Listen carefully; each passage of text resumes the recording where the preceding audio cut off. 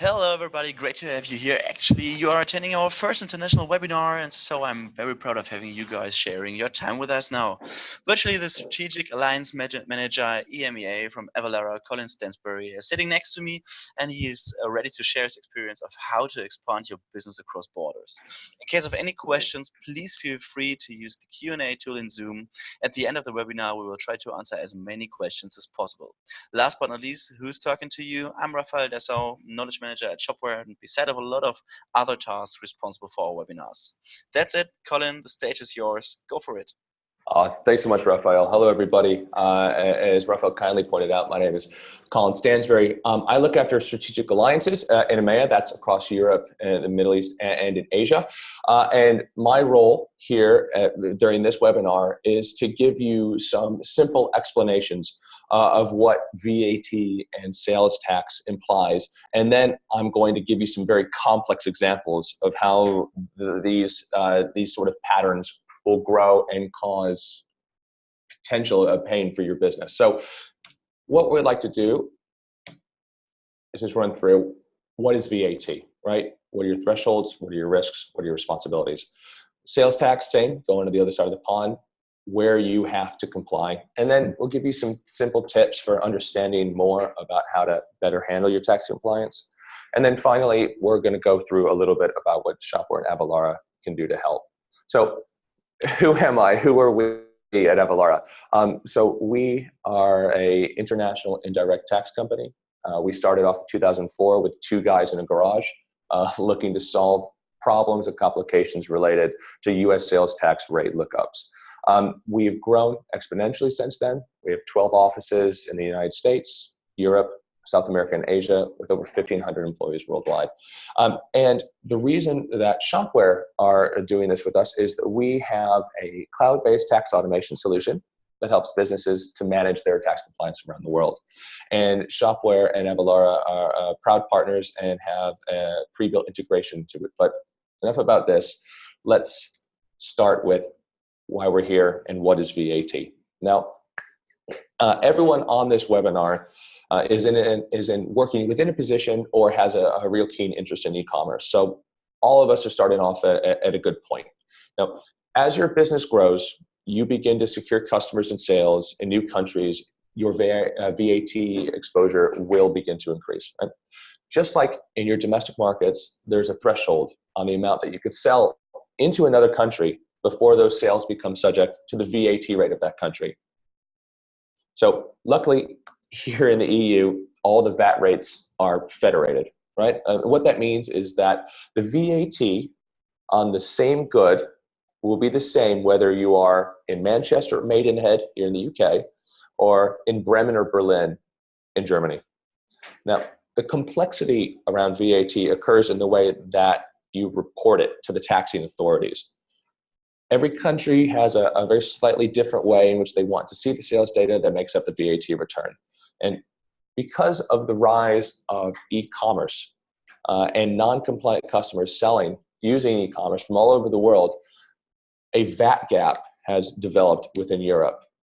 Now, that gap is, in real terms, the amount of tax that the government believe they should be collecting versus the real amount that they received. And as you can see, that 152 billion euros is not a small number by any means.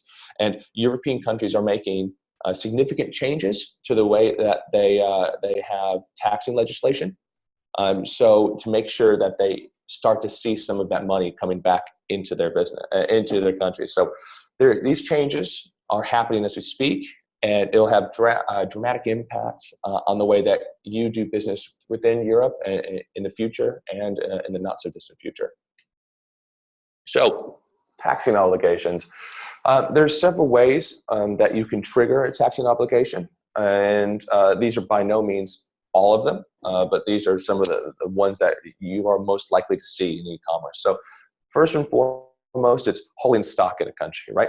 If you have goods located in a fulfillment center, so an Amazon fulfillment center or a third party in your own warehouse, or if you take ownership of a goods in a country to sell onwards. And when you sell those goods onwards, they trigger and cross thresholds. Now, these thresholds are based on a certain amount of economic activity within a country. So the amount that you sell into that country will trigger an obligation for you to register for, collect, and file VAT returns.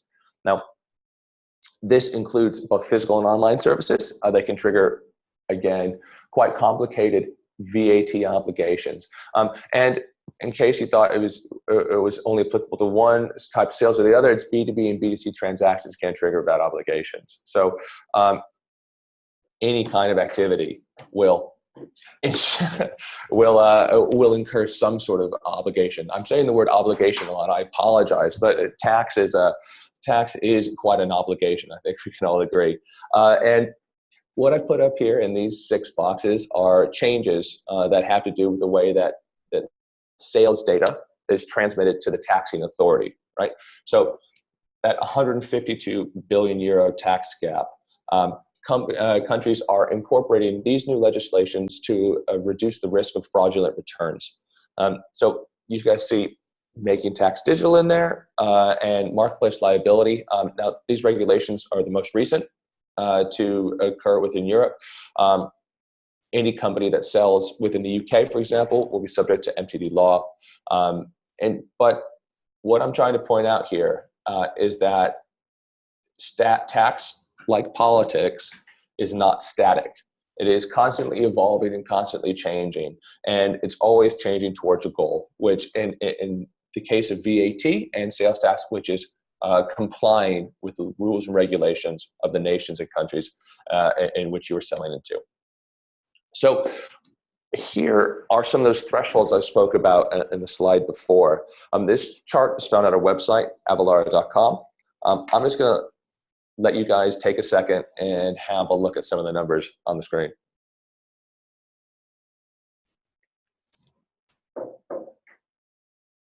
Now, you guys can notice how 16 of these countries have a distance selling threshold of only 35,000 euros a year.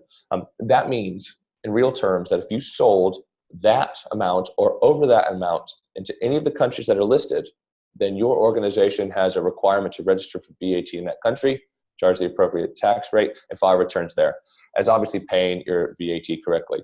Now, this is a standard. It's not a definite, but these distance selling thresholds are set in stone, and it's worth keeping a monitor of your activity. So these numbers are not substantial, and many can be crossed within months or even weeks of having a customer find your store there. So how do you manage it? Generally speaking, the management and the difficulty of VAT has to do with the filing of the returns themselves and not of the actual VAT rate lookup. There are many complications that change a VAT return from simply being a way to report your sales data to the government. So there are really weird and wonderful returns that need to be filed and completed in a specific manner and in a specific language. It is very difficult to complete a French VAT return without speaking French, and I would know. But with this, continuing on from my previous slide here, these are the kind of returns that are responsible for not only sales and that sales data, but also the movement of goods across the continent. That needs to be tracked as well within a return. These are for countries in which they are moving goods into, as well as with things such as the EC sales listing, the European Commission's desire to understand the movement and sales of goods. Now, countries are using the same technology that we are and that you are on the webinar to sell and move your products. They're using that technology to manage the flow of goods and sales into countries so they can reduce that gap. SAFT in Poland and France is a great example of how they're looking to change the VAT goalposts by tracking the data from the source, from your system, to the taxing authority.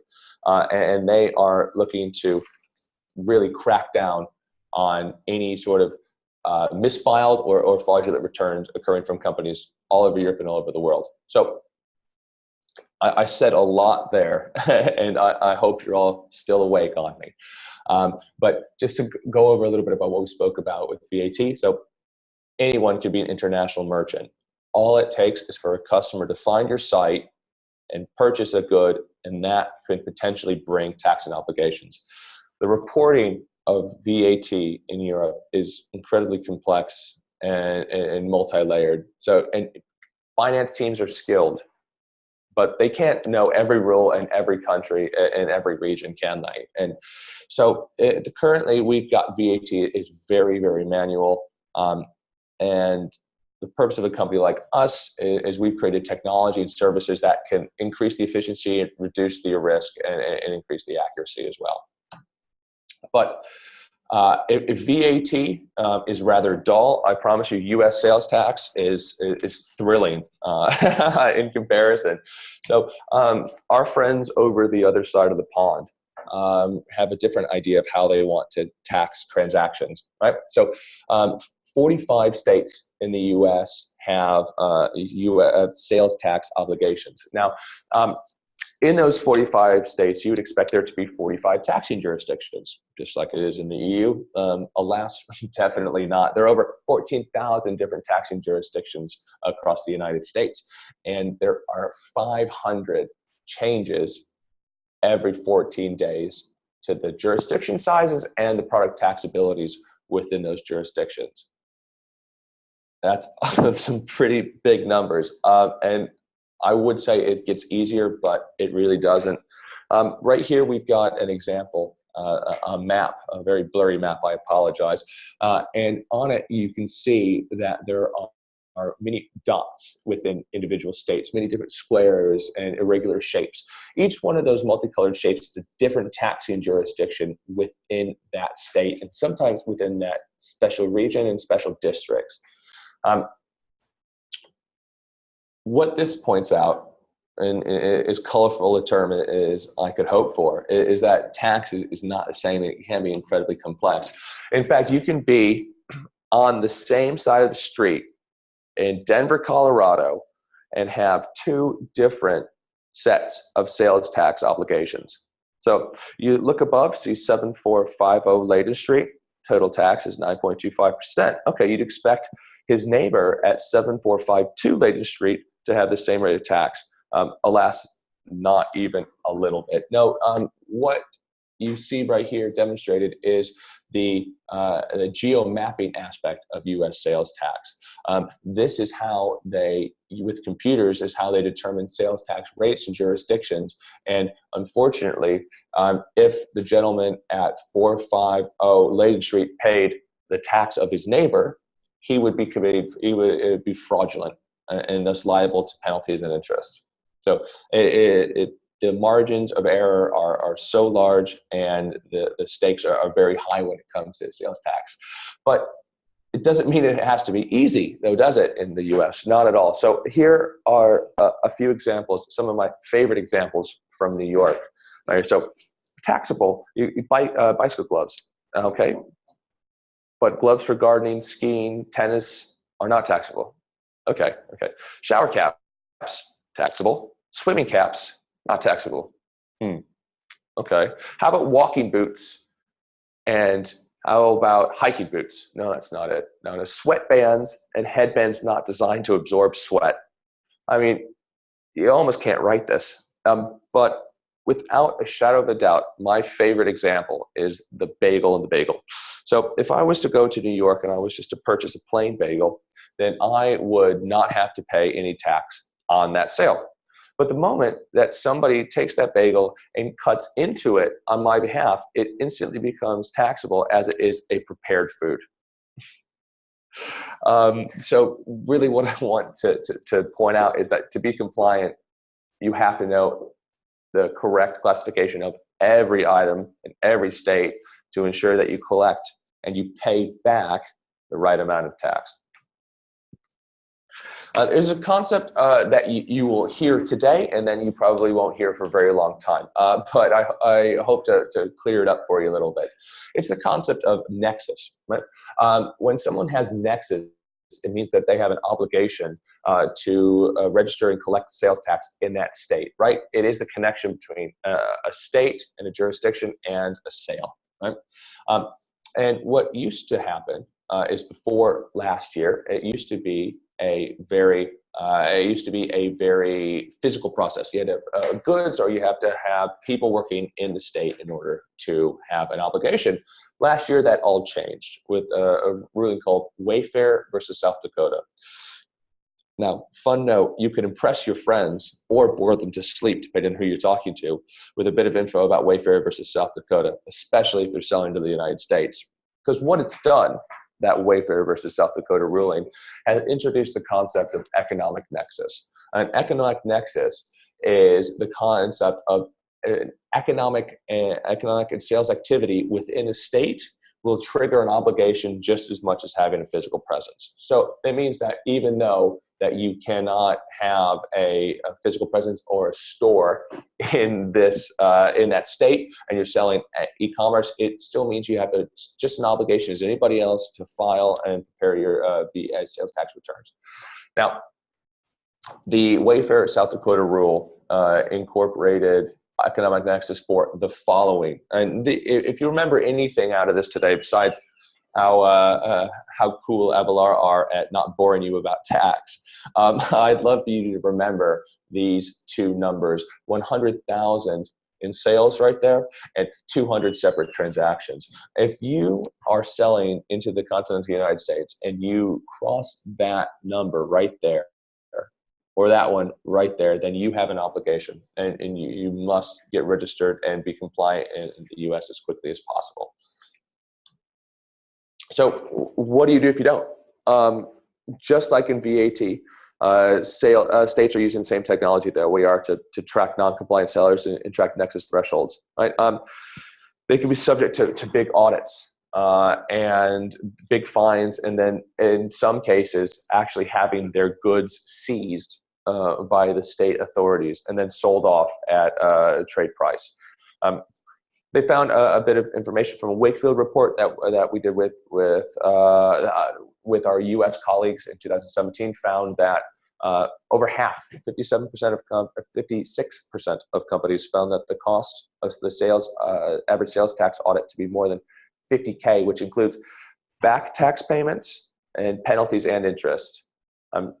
We don't want to scare you guys, because that's not the point of it, but we do want to make you aware that there are consequences to not being compliant. And as my colleague Jake likes to say, ignorance is not an excuse. But exempt sales even are subject to the correct amount of sales tax reporting as well. And this is some in the VAT here in Europe. It's zero rated. That's fine. It's written in the rules, but because of the complexity and size of the United States, they need to actually have certificates that manage that compliance to the taxing authority. So it's mandatory to ensure that you hold on to every aspect of your tax documentation. So in terms of e-commerce sellers, this, I feel, is another important slide to pop on in here. So landed costs. I'm sure many of you will have heard that, or your customers will have mentioned it. So landed cost, it's the cost associated when trading goods across borders, so without collective unions. For example, goods from China and the US delivered to the EU.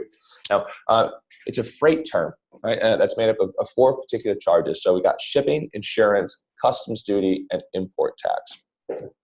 So what it means to ensure that these goods and these these fees are all calculated and paid for before the good can be released to the end consumer. Right? So a real world example: have you guys ever received a delivery, and then have you been told that you need to pay an additional charge for the delivery man to release it to you?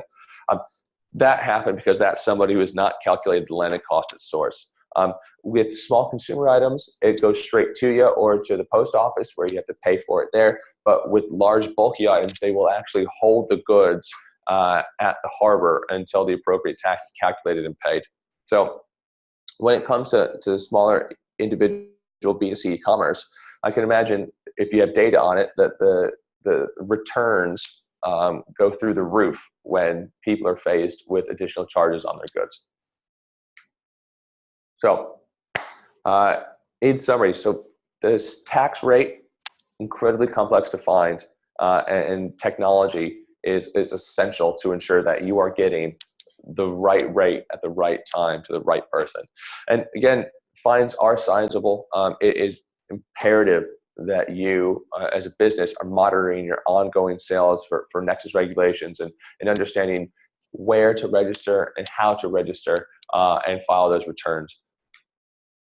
So going on swiftly and smoothly onto how we can help, and I will be very brief. So our AvaTax software is the software that includes modules for global VAT calculation, US sales tax, and landed cost modules. So as I mentioned earlier, it has a pre-built integration into Shopware, thankfully.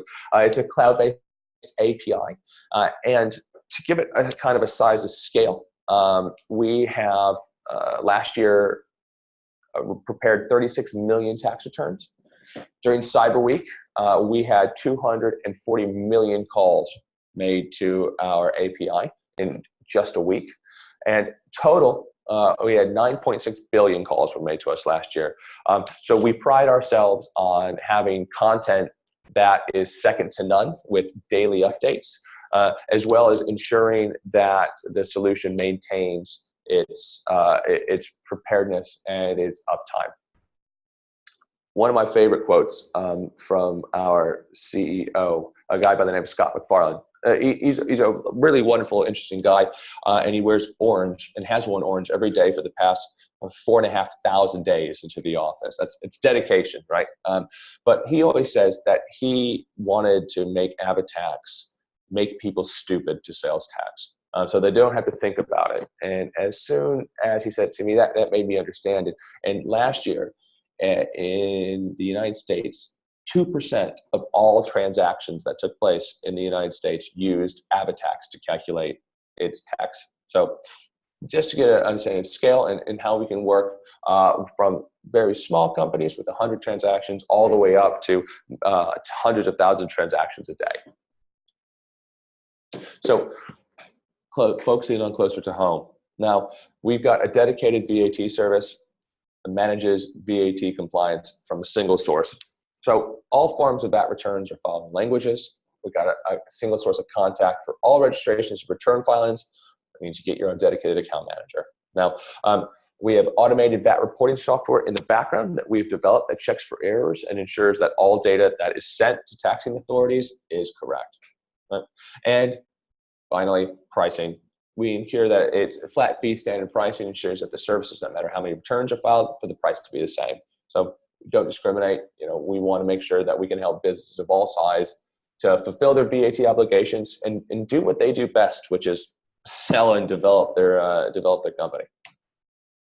So I got a couple of educational resources here. So vatlive.com is a fantastic resource for anyone wanting to get the most up-to-date news.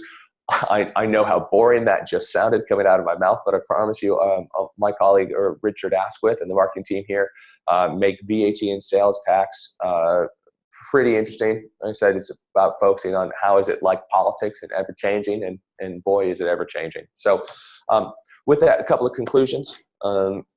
Every company that grows successfully, internationally successfully, will encounter some form of transactional tax. Thresholds aren't very large, and the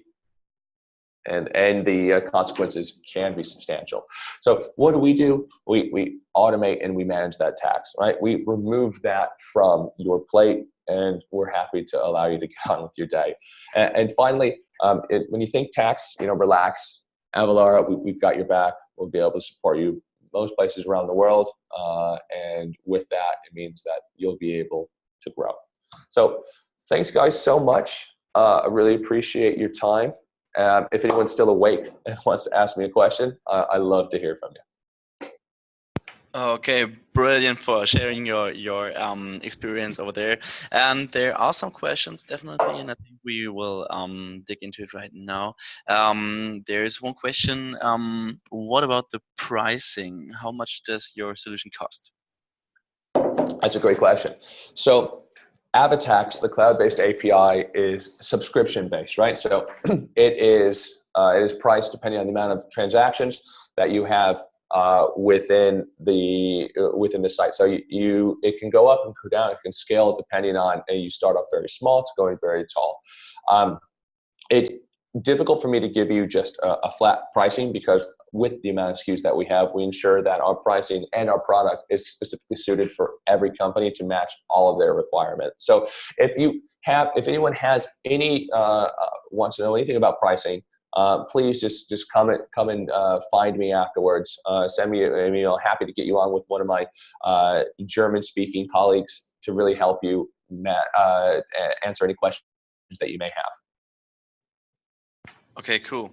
There's another question that is about re-registering or registering. I am sitting to France and Spain, and I think I crossed the threshold last year. Can I register now and not have to pay penalties?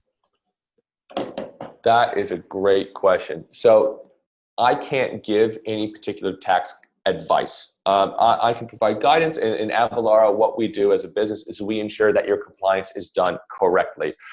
We've had examples in the past of companies who have registered and then had not had to pay any additional penalties, as long as they did their back filing and paid any VAT that they were due, that was owed at the time. But historical compliance is something that we're really happy to help out with, and we've got some great account managers and strategies around that. So again, if anyone wants to speak about that, give me a shout later on. Okay, there's another question with regards to the first question from what amount of sales does it make sense, economic sense, to work with Avatex? That's a fantastic question. So we'd say that if you have over $500,000 worth of sales into the United States, then there is a likelihood that you'll have sales tax obligations in at least one state. So if you have those kind of numbers or higher, then absolutely then would be a really good time to get in touch. When you work with our sales team here, you may find out that you don't actually have a huge exposure or may not be right for Avatex at the moment, but we're always able to help put some people's minds at rest regarding their sales tax compliance. Okay, another question with regards to the thresholds. How will I know if I have crossed the threshold for VAT in a certain country? It's up to you and the finance team to manage all of those thresholds, right? So the last thing you want to do is have a letter come through the post from a taxing authority, because by the time that they realize that you have gone over, you've probably gone over by a very decent amount, and then you would be liable for penalties and interest on those penalties. So my suggestion here is, if anyone has any sort of worries about VAT and their obligations, just go ask their finance people about a country-by-country breakdown, if you can do it. And if that is concerning you, please get in touch. I'm happy to put you into one of my German and indeed multi-language sales team here at Avalara in Brighton. Cool. Thanks so far. There's one last question. What happens if I'm selling software into the US? Is that the same as selling a physical good? Yeah. Okay, great. Yeah, no, come on, I can't do that. Let me explain. So in certain states within the US, some charge, some previously have not charged on software or digital goods, some have. Nowadays, most have incorporated software sales into their economic activity. Not all, obviously, but the most extreme example of software sales is Texas, where if you sell one license into Texas, then you have an obligation to collect and charge sales tax on everything that you sell within that state. So always be careful. Remember, think tax, relax. If anyone has any queries or just wants to talk about it for 20 minutes, please give me a shout. I'm really happy to help you and put your mind at rest. Cool. Thanks. Thank you so much. And that's all I got. That's my thank to you. You already answered to this comment by the question and answer to. Thank you. It was very helpful. It was good to have you here, Colin. Thanks. You are more than welcome, and thank you to Esther for being so clued up and so engaged throughout the conversation. Brilliant. Cool. In case of any further questions, you shared your contact details, and I wish you a good rest of the week. Fantastic. Raphael, thanks so much. And everybody, I hope you enjoyed your nap. Talk soon. Take care. Bye. Bye.